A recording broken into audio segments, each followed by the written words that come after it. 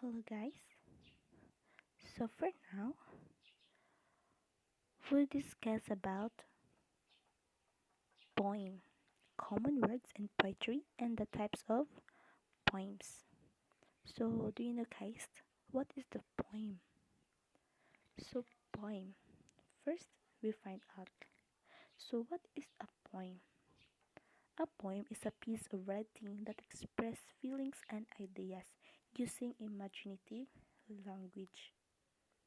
So when we write a poem, it can express our feelings or mga imagination lang.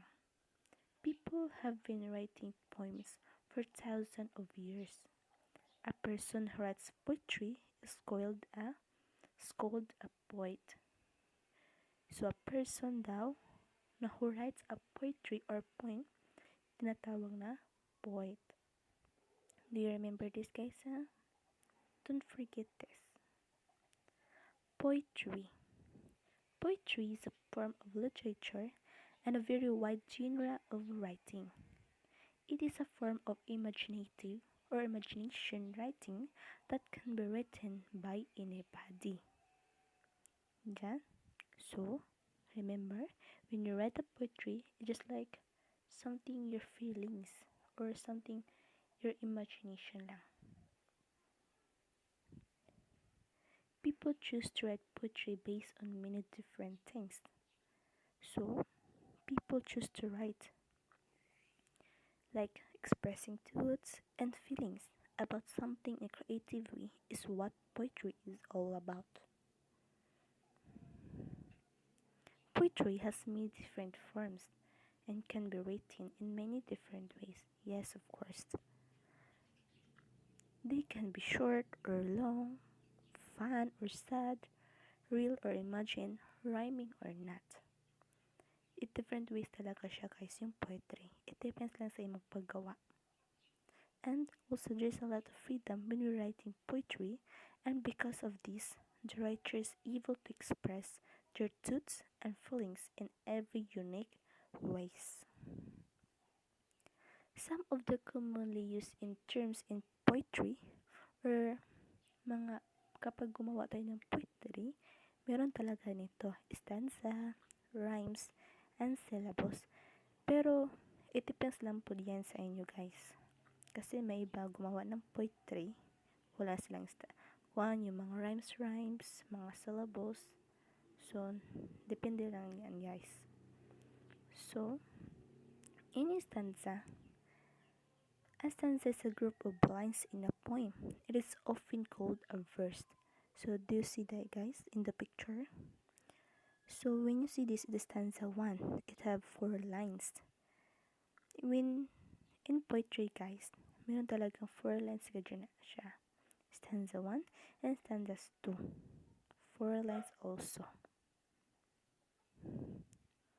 Then, how many stanzas are there in this poem? So, you can see this. The first stanza, the fourth stanza. So, in the first stanza, it has 4 lines. Kapag gumawa tayo ng poem guys, it has 4 lines talaga yan guys, in 1 stanza. So, the answer is, there are 4 stanzas in the poem. Rhyme. Rhyme occurs when 2 words sound. So, in rhyme, when you write a poetry, you can just rhyme.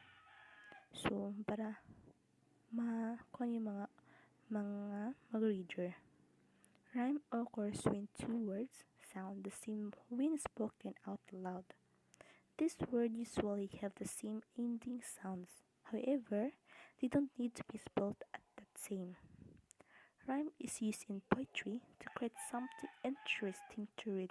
So just like what I said, write is interesting. Igamitin natin yung rhyme para makakaroon ng interest yung mga reader.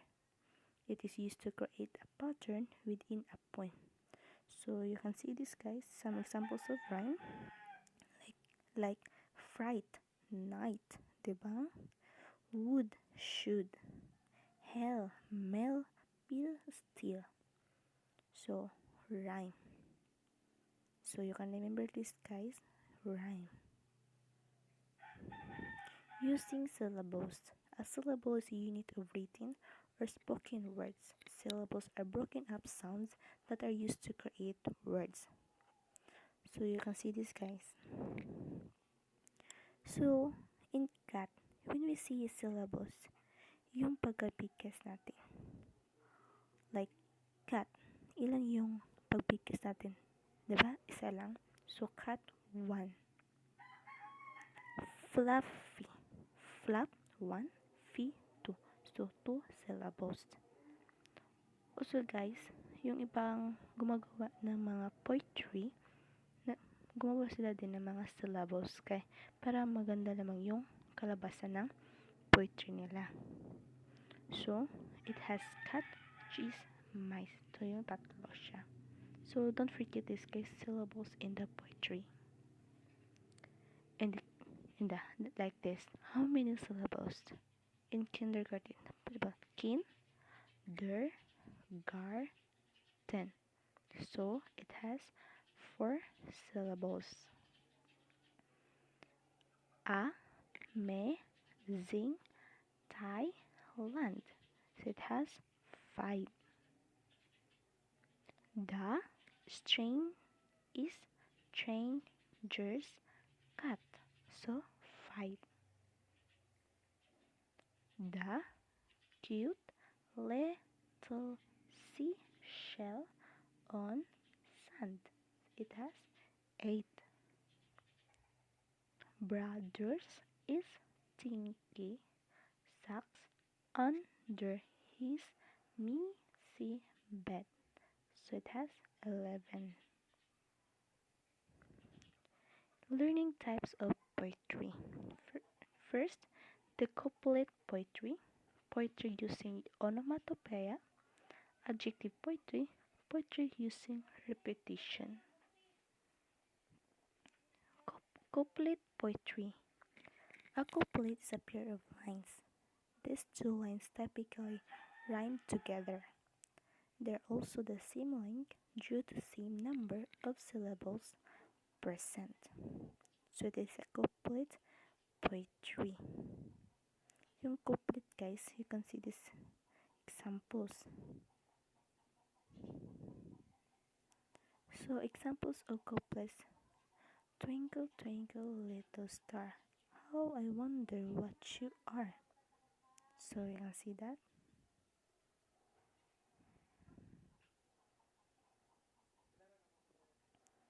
So next, let's try to finish these couplets by providing the last word in each line. I have wished birds would fly away. Books have powers over me. How many symbols are there in each line of the first couplet? So ilan siya, guys? Syllables. So I have wished birds would fly away and not sing by my house all day. So it has 8. How many in the second one? Books have powers over me. So 7. Adjective poetry. Adjectives are describing words. They are used in poetry to create many different effects and visual pictures to the reader. The adjectives can be used for a more in-depth description of a noun, or they can be used to add more exciting and attention with a line or verse. So, when we write a poetry, you can use some describing words like roaring, tall, dark, cold. It depends lang, guys. Marami kasi yung mga words sa adjective. So you can see this adjective point challenge. You can answer this, guys. So next, using onomatopoeia. So do you know, guys, what is the onomatopoeia? So onomatopoeia is when a word imitates its natural sound or suggests the sound a certain object makes. It is used in poetry to create a sound effect to make the description more expressive and interesting. Yung onomatopoeias, guys, that's the mga things na matunog. Like, train. Ano yung tunog sa train, di ba? Choo-choo. So, just like, guys, pagkapag B, biz, di ba, guys? So, yun yung mga onomatopoeia. You can use it when you write a poetry. So, example, the noisy house. Boom, the egg cows crack. So, may crack, crack. Diba, guys? Yung mga tunog. Yung tunog sa egg crack. Yung yolk, spots, spot. Kapag car, boom, boom. Kapag plane, zoom. So, yan yung mga onomatopoeia. Yung mga tunog sa bawat mga things, mga gamit. So, this onomatopoeia, guys. Whiz. In fireworks, is whiz, tang, whoosh, sizzle, pop, pop, pop. More like mga sounds sa fireworks. Using repetition. Repetition is when a certain word, sentence, or phrase is written more than once in a poem. Repetition is used in poetry to help make the poem more interesting and to help create patterns. Depending on the word or phrase that is repeated, repetition allows for more emphasis to be placed on a certain themes, ideas, or object. So, ang repetition, yung mga repeat na certain word or sentence. So, you can see the examples. I'm car sick.